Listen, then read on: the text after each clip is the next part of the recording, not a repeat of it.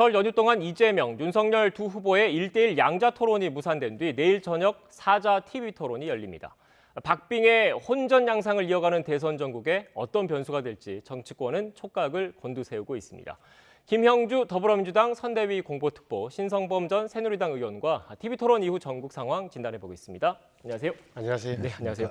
벌써 연휴 마지막 날인데 휴일 잘 보내셨습니까? 네, 잘 보내셨습니다. 알겠습니다. 네. 이번 연휴 기간에 아마 가족들이 또 간만에 모이잖아요. 이걸 또 기다리셨던 분들이 많으셨을 것 같아요. 이재명 후보, 윤석열 후보의 1대1 TV 양자 토론 또는 1대1 양자 토론을 기다리신 분들이 많았을 텐데 결국은 무산됐습니다. 이것과 관련해서 서로 어떻게 보면 두 당 모두 내 탓 공방을 지금 하고 있는데 관련된 녹취를 먼저 듣고 본격적으로 대담 이어가겠습니다. 주제 제한 없이 또 칸막이도 굳이 칠 필요 없이 해라. 단 자료는 좀 없이 하자. 이게 얼마나 준비됐는지 이런 것들을 보여주기 위한 부분도 있기 때문에 자료 없이 커닝 토론은 안 된다. 이렇게 쌓이는 게 있잖니라고 내놓을 수 있는 진위 여부를 가릴 수 있는 그 사실에 관련된 자료조차도 갖고 오지 말라고 하는 것은 이 토론을 깨겠다는 것입니다. 네, 들으셨겠지만 결국 핵심 쟁점, 자료를 갖고 토론회장에 들어갈 것인지 아니면 자료를 갖지 않고 그 토론에 임할 것인지가 핵심인데 일단 뭐 명시적으로는 이런 자료를 가지고 이렇게 이견이 불거졌지만 결국 대장동 관련된 의혹에 대해서 어떻게 바라보는지가 양당의 그 시각차에 드러나 있다 이렇게 봐야 되는 겁니까?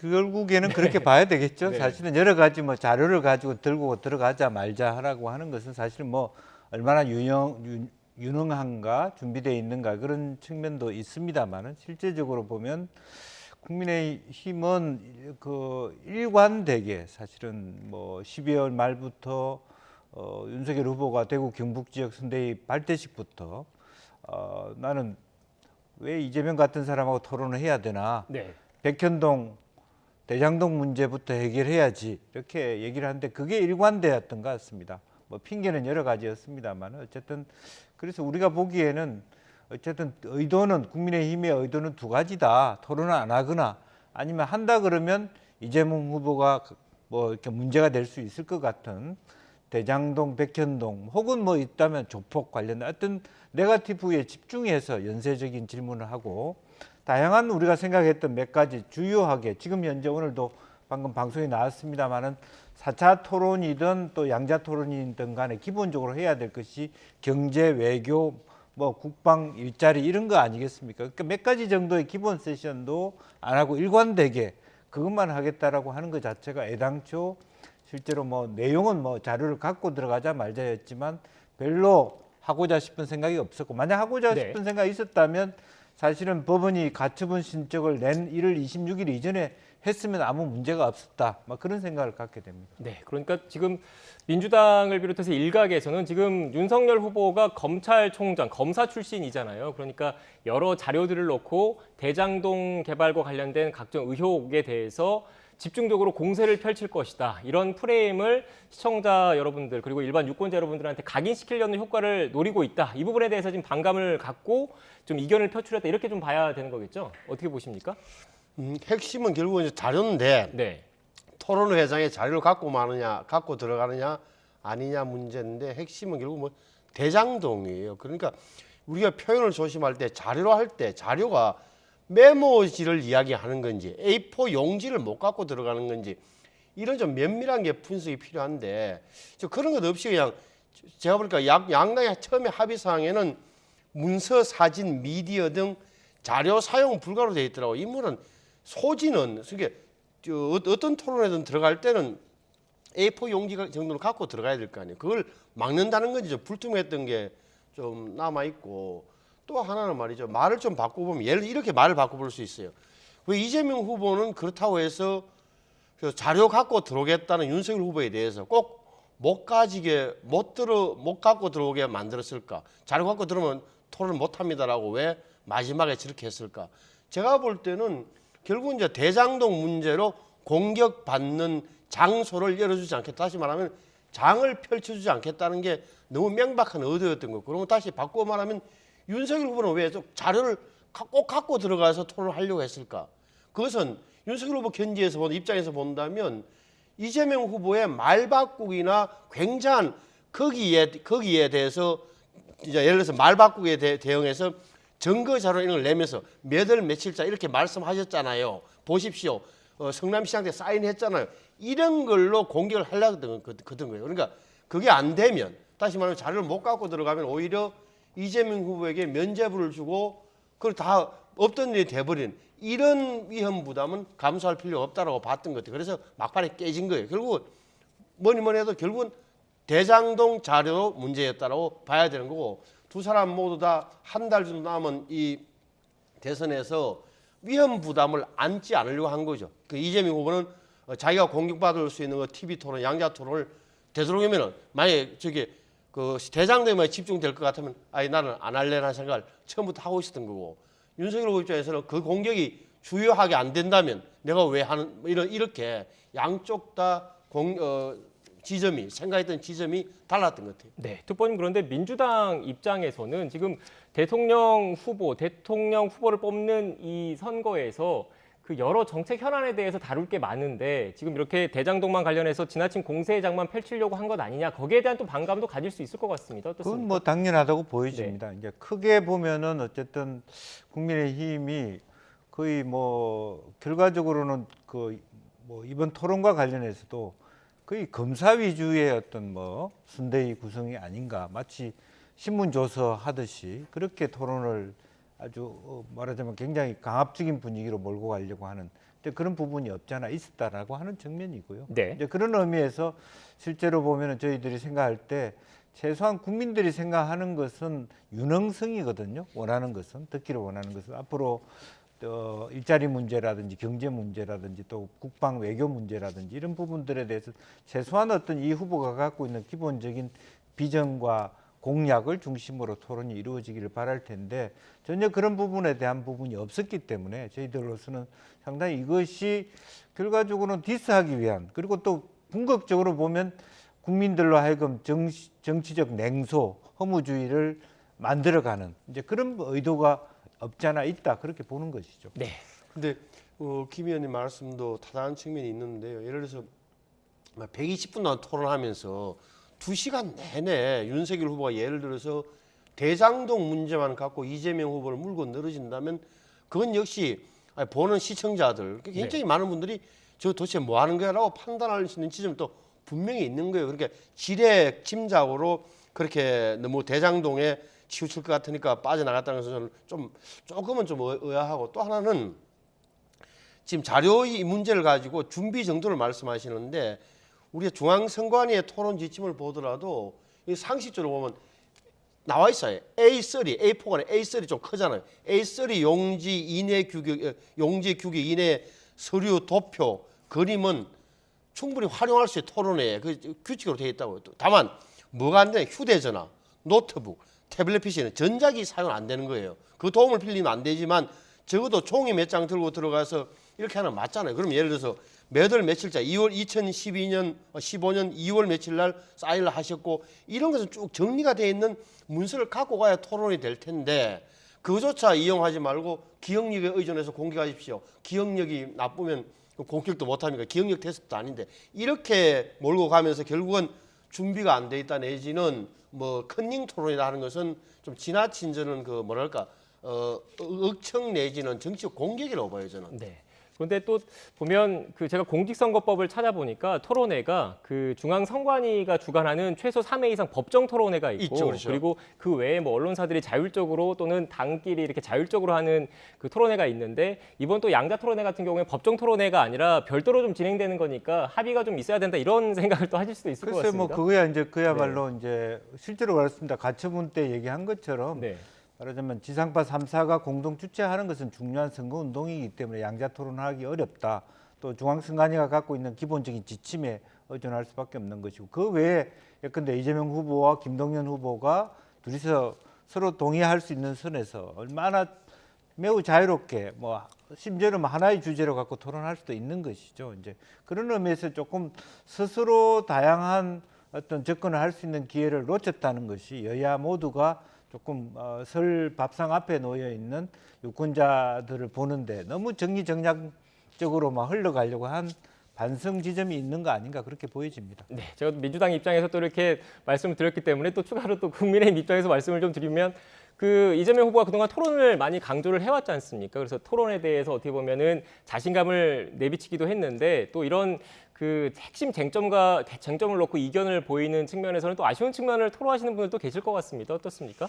그러니까 저는 이제 아쉬운 네. 게 이런 거예요. 그게 예를 들어서 끝나고 나서 컨닝 페이퍼 없이는 뭐 토론 못하는 후보입니까라는 공격 지점은 저는 좀 약간 빗나간 게 네. 컨닝이라 하면 예를 들어서 좀 참모들이 써준 자료를 갖고 와서 그냥 아이고 뭐 읽어 새끼는 이런 걸 이야기할 텐데 이재명 후보가 어떻게 공격할지 모르는 상황에서 어떻게 와서 뭐 참모들이 써줄 수도 없을 거니와 그걸 어떻게 읽겠어요? 그거는 또 시청자들이 판단할 텐데 그래서 그것은 토론 못한다는 좀 이미지를 씌우려는 어떻게 보면 좀 프레임 비슷한 거다. 그래서 이미지 씌우기 공작이라는 측면에서는 아쉽게 생각하는 거고 거듭 말씀드리지만 예 텔레비전 토론이라는 게 뭐 기억력 테스트는 아니잖아요. 그러면은 적어도 그 정도는 오케이. 그러면 예를 들어서 합의가 된다면 A4 용지 30장 이내에서 들고 들어오십시오라든지 이렇게 합의하면 되는 거였단 말이에요. 근데 그게 안 됐다는 사실 자체가 저는 좀 안타깝다는 말씀을 드리고 어차피 사자 토론을 갈 수밖에 없는데 양자 토론은 말이죠. 예를 들어서 거듭 말씀드리면 이런 YTN 같은 데서 하면 되는 거예요. 자, 윤석열, 이재명 부른다. 그다음에는 뭐 심상정, 안철수를 부른다. 두 명은 언론사 자율로 방송 시간에 맞게 지면에 맞게 자율적으로 토론할 수 있기 때문에 그런 부분에서는 언론기관에서 좀 더 적극적으로 했으면 좋겠어요. 왜냐? 사자 토론을 원하는 시청자도 많지만 결국 가장 앞서 있는 두 후보, 양당의 두 후보 토론은 많은 사람들이 보고 싶은데 선관위의 유권에서 법원의 판단에서 못하게 된다면 언론기관에서는 자율적으로 해줘야 된다고 봐요. 네. 일단 뭐 두 분 말씀하셨던 것처럼 양자 토론은 그 연휴 기간, 설 연휴 기간 양자 토론은 결국 무산됐고 내일 사자 토론은 예정대로 진행됩니다. 저희가 준비된 그래픽이 있는데 사자 토론 어떻게 진행되는지 간략하게 설명을 해드리고 관전 포인트를 한번 짚어보겠습니다. 보시는 것처럼 이재명 후보, 윤석열 후보, 심상정 후보, 안철수 후보 4명이 참석을 하고요. 주제는 부동산, 외교안보, 일자리 성장, 그리고 자유 주제로 진행이 되는데 총 시간은 120분 동안 진행이 됩니다. 이 2시간 동안 진행되는 이번 첫 사자 토론.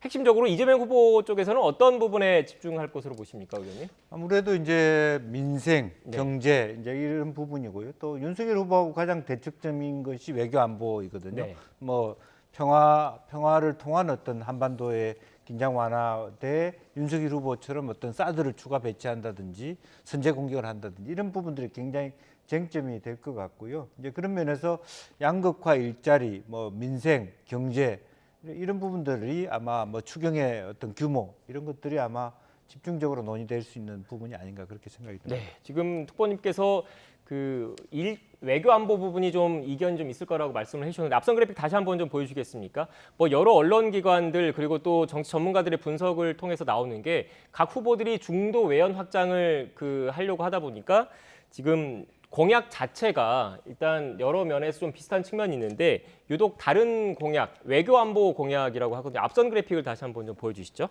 외교 안보 공약 측면에서 어떤 부분을 좀 집중할 것으로 보십니까? 윤석열 후보는? 지금 뭐 갑자기 부각된 주제 하나가 북한의 미사일 위협이잖아요. 그게 단순하게 당장은 지금 우리 대한민국을 향하는 것이 아니라 미국을 향한 것이라 할지라도 올해 들어서 벌써 7차례 했고 심지어는 뭐 극초음속 그러니까 못 들어보는 이런 새로운 신형 무기들이 발달하고 있기 때문에 저는 사드 배치 문제를 놓고 굉장히 추가 배치를 놓고 갈등이 심하고 딱 각이 서 있잖아요. 저는 내일 아마 질문에 사드 문제에 대해서 굉장히 좀 새롭게 나올 것 같은데 아마 1대3 형국으로 윤석열 후보가 공격을 받겠지만 적어도 그러면 이 국면에서 어떻게 하잔 말이냐. 사드 추가 배치 외에 다르게 할 수 있는 게 없는 상황에서 여기에 대해서 아마 굉장히 논전이 오갈 것 같고 관전 포인트가 이 대목이 좀 돼야 돼요. 그러니까 북한이라는 변수가 선거에서 크게 변수가 좀 안 돼 왔지만 이번엔 특이하게 북한이 어찌됐건 우리 남한 다시 말해 대한민국의 정치 일정과 무관하게 자기들 나름대로의 국방력 전강 계획에 의거해서 저렇게 계속적으로 도발을 하고 있기 때문에 저는 당연하게 변수가 될 거고 특히 20, 30대 젊은 남성들에게 저는 적절한 영향을 미칠 거라고 봐요. 네, 이 사드 배치 얘기를 하셔서 좀 관련된 얘기를 좀 더 해봐야 될 것 같은데 일단 윤석열 후보 쪽에서는 사드 추가 배치도 지금 추진을 하겠다라는 입장이고 그래, 예. 이 평화라는 게 결국은 힘을 통해서 평화를 얻을 수 있다라는 입장인데 이재명 후보 같은 경우에는 뭐 북한의 무력 시위라든지 도발에 대해서는 규탄하지만 그래도 대화가 우선이다 이런 입장을 유지하고 있는 겁니까? 그렇습니다. 뭐 기본적으로 우리나라가 미국과 큰 틀에서 연대를 하고 공조를 하지만 다른 것은 우리는 북한을 대체하고 전쟁 당사자라고 하는 측면에서 미국이 펴내는 어떤 이론과 전략을 그대로 한다는 것은 한계가 있다라고 하는 남북한이 갖고 있는 지역적 특수성을 반영해야 된다는 것이 저희들의 생각이고요. 따라서 사드 같은 경우는 결국에는 미국의 세계 전략의 기지, 사실은 북한을 대항하는 것이 아니라 중국과 러시아를 대항하는 어떤 그런 MD적인 기계이기 때문에 실제로 사드 추가 배치를 얘기하는 이상 그 자체가 과연 남북 긴장 완화에 도움이 되는 것인지, 과연 전략적 이해를 완벽하게 하고 있는 것인지 이런 걸 되물지 않을 수밖에 없고, 또 전작권 환수 같은 문제들이 생길 수밖에 없어요. 왜냐하면 선제 타경의 의사결정의 권한을 우리가 제대로 갖고 있는지, 그리고 이것을 하기 위해서 여러 가지 선제 타격하기 위해서는 육해공 체제라고 하는 기존 체제 가지고는 턱없이 부족하고 수많은 국방 비용이 더 많이 들어가는 부분에 대해서 과연 감내하거나 깊이 생각한지 있는지 이제 그런 측면을 우리가 생각해 보고, 다만 이재명 후보는 무작정의 평화 이건 안 된다. 북한의 어떤 도발에 대해서 단호하게 대처하고, 김대중 대통령 때도 단호하게 대처했지만 어쨌든 평화 유지라고 하는 관점에서 경제와 어떤 그 함께 가는 어떤 남북한의 화합이라고 하는 기조는 가져가는 것이 우리로서의 답이다. 그런 것이 아마 내일 강조되지 않을까 그렇게 생각이 듭니다. 네, 이 군사 용어다 보니까 제가 중간에 좀 설명을 하고 다시 그 의원님께 좀 질문을 드리면 이 사드라는 게 특정 고도 이상으로 날아오는 미사일을 요격하는 시스템인 거지 않습니까? 그런데 북한에서 남한, 대남 타격용 미사일 같은 경우에는 낮은 고도로 날아올 수도 있기 때문에 사실상 이 사드라는 게 북한이 남한을 그 목표로 하는 무기를 겨냥한 게 아니라 중국을 자극할 수 있다. 그래서 불가피하게 중국과의 갈등을 유발할 수 있다라는 논리가 지금 민주당 쪽 논리인 것 같은데 어떻게 생각하십니까? 우선 가져야 될 기본적인 태도는 사드 배치에 관한 이 주권 영역이라는 점을 좀 분명히 할 필요가 있어요. 그러니까 네. 이 공격 무기가 아니라 방어용 무기인데도 불구하고 불구하고는 주권적 영역이에요. 그런데 문제는 오히려 앵커의 질문은 실효성 문제, 현실성 문제잖아요. 그러니까 고도가 높이에서 날아오는 걸 어떻게 사드로 어떻게 막느냐.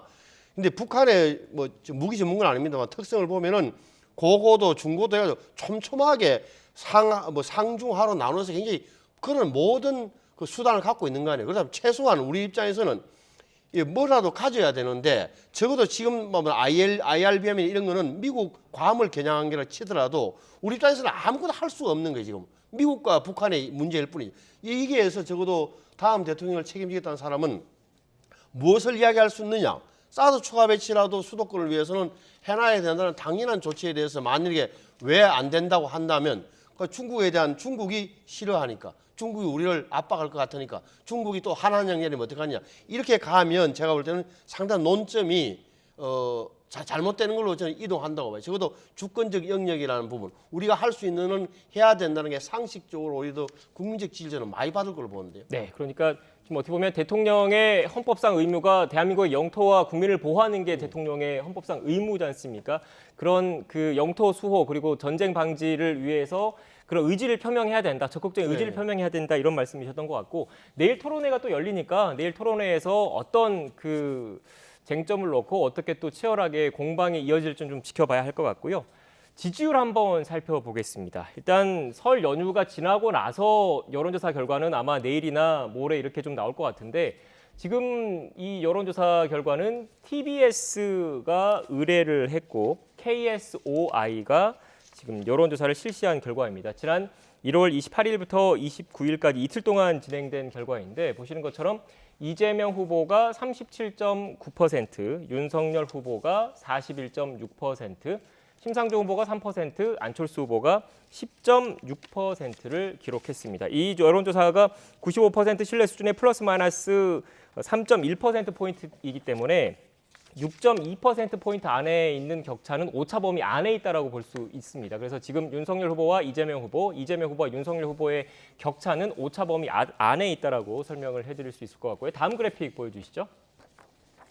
네, 이건 CBS가 의뢰를 해서 서던포스트가 조사를 한 결과입니다. 역시 1월 28일부터 1월 29일까지 진행된 여론조사 결과이고, 표본 오차는 95% 신뢰 수준의 플러스 마이너스 역시 3.1%포인트여서 두 후보의 격차가 6.2%포인트 안에 있으며 오차 범위 안에 있는 것으로 해석할 수 있습니다. 보신 것처럼 이재명 후보 33%, 윤석열 후보가 32.5%여서 두 후보의 지지율 격차, 오차 범위 안에서 초박빙 양상을 보이고 있습니다. 어떻게 해석하시겠습니까? 기본적으로는 이제 뭐 구체적인 수치보다는 네. 최근에 들어서 설을 가까이 오면서 혹은 뭐 40일 안으로 들어오면서 대선의 두 후보 간의 어떤 그 지지율이 거의 혼전 양상으로 들어가고 있다. 네. 거의 오차 범위 안에 들어 있다라고 하는 것들이고 어떤 계기에 따라서 서로 뭐 데드 크로스가 되든 골든 크로스가 되든 바뀔 수 있다는 그런 개념들을 우리가 생각해 볼 수 있고요. 또 실제적으로 보면 그 윤석열 후보 자체가 이재명과의 어떤 이준석과의 어떤 화합, 그다음에 안보 이슈 때문에 일정 정도의 어드밴티지를 누렸는데 그것들이 서서히 이제 빠져가면서 실질적인 어떤 레이스 속으로 들어왔다라고 하는 생각이 들고요. 또 실제적으로 여론조사 자체가 뭐 이재명 후보가 어떤 경우는 오른 것도 있고 내리락간 것도 있지만 어쨌든 기본적으로 말하자면 정권 교체에 대한 희구율이 어쨌든 55% 이상 60% 가까이 가는 현상 속에서 윤석열 후보와의 접점 양상이라고 하는 것은 매우 선전하고 있다. 그리고 여전히 뭐 박스권 하고 있습니다만은 설 연휴를 지나가면 40%대로 두 후보 모두가 진입할 가능성이 높아졌다. 저는 그렇게 봅니다. 네, 의원님께 또 이렇게 좀 질문을 드릴게요. 지금 그래픽을 좀 크게 좀 띄워주시겠습니까? 이 여론조사 결과는 CBS와 서던 포스트가 진행한 여론조사 결과인데 보시는 것처럼 이재명 후보와 윤석열 후보 각각 33%, 32.5%로 오차 범위 안에 있는데 이건 무선 전화 면접 방식으로 여론조사가 진행된 거고요. 앞선 그래픽 다시 한번 좀 보여주시겠습니까? 네, 이건 TBS와 KSOI가 진행한 결과인데 이재명 후보 37.9, 윤석열 후보 41.6%인데 역시 오차 범위 안에 있는데 이건 또 ARS로 진행이 됐거든요. 어떻게 해석해야 될까요? 조사 방법에 따라서도 조금 그 수치가 차이가 난다 이렇게 봐야 되는 겁니까? 흔히들 ARS는 조금 더 보수층이 많이 응답하니까 윤석열 네. 후보가 좀 유리하다. 그리고 전화 면접은 조사는 조금 뭐 이렇게 그 경성 지지자층이 많은 이재명 후보가 유리하다 그러는데 그 해석 자체도 상당히 좀 이제 빗나가는 것이 느껴질 정도. 그러니까 다시 말하면은 저것은 28일에서 29일 둘 다 했는데 그거는 이제 연휴 전이란 말이에요. 그러니까 연휴 때 형성된 적어도 닷새 동안에 오늘까지 닷새 동안에 연휴 기간에 형성된 이른바 설 민심이 어떨지에 대해서는 아무리 장담할 수 없다고 보는 게 사실은 좀 더 정확한 표현인 것 같아요. 예를 들어서 내일 사자토를 하고 나서 적어도 그 다음 날 금토일 정도에 아마 여론조사를 하고 그게 다음 주 월요일 화요일 날 발표되는 이 지점이 설 연휴 민심이다라고 정확히 볼 수 있을 것 같고 뭐를 봐야 되느냐 제가 볼 때는 뭐 두 후보 간의 지지율 편차도 중요하지만 안철수 후보가 어느 정도로 올라가느냐 빠지느냐 이게 결국 아시는 대로 단일하고 바로 연결될 테고 그다음에 이재명 후보가 적어도 30%의 중후반대 이른바 뭐 김 의원은 박스권 아니라고 하지만 제가 볼 때 박스권에 같이 있다는 느낌이 드는 건데 저걸 탈출할 수 있느냐 뭐 그 대목을 좀 더 면밀하게 살펴봐야 될 것 같다. 또 윤석열 후보는 예를 들어서 지금 좀 주춤한 건데 상승세가 주춤했는데 다시 치고 올라가느냐 그러면 이제 홍준표 의원과의 원팀 구성 남아있는 유승민 전 의원과의 마지막 봉합 이런 부분이 성공하느냐 이 대목을 좀 더 유심히 봐야 될 것 같아요. 네, 일단 저희가 오늘 보여드린 여론조사 결과는 모두 오차 범위 안에 있는 여론조사 결과였는데 조사 방법, 조사 기관 그리고 조사 문항 등 여러 변수에 따라서 수치가 조금씩 차이가 있기 때문에 그 내일 열리는 사자토론회 이후에 또 여론의 추이가 어떻게 될지는 좀 그 경향성을 한번 지켜봐야 한다는 점을 참고로 말씀을 드리고요. 마지막으로 이 얘기 좀 간략하게 해볼게요. 뭐 아까 그 사자토론에도 말씀도 하셨지만 추경안 이 통과 여부도 또 여론의 항배에 좀 영향을 미치지 않을까 싶은데 민주당 입장은 공식 선거운동 전에 일단 최대한 심사를 마무리해야 되겠다 이런 입장인 겁니까? 그렇습니다. 아마 15일 되면 일단 공식 선거운동이 네. 시작되고 그러면 그 실질적으로 말하자면 뭐 상임위에서의 토론을 통해서 예결위로 올라오게 되는데 그 이후에는 실제로 상임위 운영이라고 하는 것이 굉장히 무망한 일들이 많이 있을 수 있고 현장에 많은 의원들이 포진하기 때문에 가급적이면 상임위가 열릴 수 있는 시점으로 생각해 봤을 때는 어쨌든 15일쯤에 상임위에서 최근에 뭐 다 아시던 바와 같이 상임위에서 논의되지 않은 부분에 대해서는 예결위에서 논의할 수 없기 때문에 굉장히 빠른 속도로 그 부분을 마무리한다면 15일 정도 해서 가능하지 않나. 또 하나 어쨌든 투경에 대한 입장들이 서로 비슷합니다. 여야 모두가. 그렇기 때문에 가능성이 더 높이 점칠 수 있다. 그렇게 생각이 듭니다. 네, 국민의힘 입장에서도 추경안 자체에 대해서는 원론적으로 공감을 하는데 그 지급 시점이 대선에 임박해서 하는 것 그 부분에 대해서 좀 반감을 갖고 있는 것 아닙니까? 그거보다는 네. 원래 이 대선을 앞두기 때문에 여야 모두 사실 큰 차이가 없어요. 그러니까 네. 아시는 대로 정부에서는 14조 원 규모의 추가 경정 예산을 국회에 제출했죠. 그러면 여야 모두 다 더 늘리자는 데는 이견이 없는 것 같아요. 그러니까 늘리되 어느 정도까지 늘릴 수 있느냐. 저도 이거 뭐 현직 의원 때 해봤습니다만 흔히 국민들이 잘못 알고 계시는 게 국회에서 무조건 잘 늘리고 줄이는 걸 국회에서 마음대로 할 수 있다고 생각하시는데 아니 법적으로 보면은 정부에서 노하면은 예를 들어서 예산을 못 늘려요. 추경도 마찬가지예요. 그러니까 마지막까지 설득을 해가지고 정부에서 그래도 고개를 끄덕거리나 모른 척 묵인하지 않는 이상 국회에서 함부로 여야가 합의한다고 할 수 있는 사안이 아니에요. 무슨 말이냐?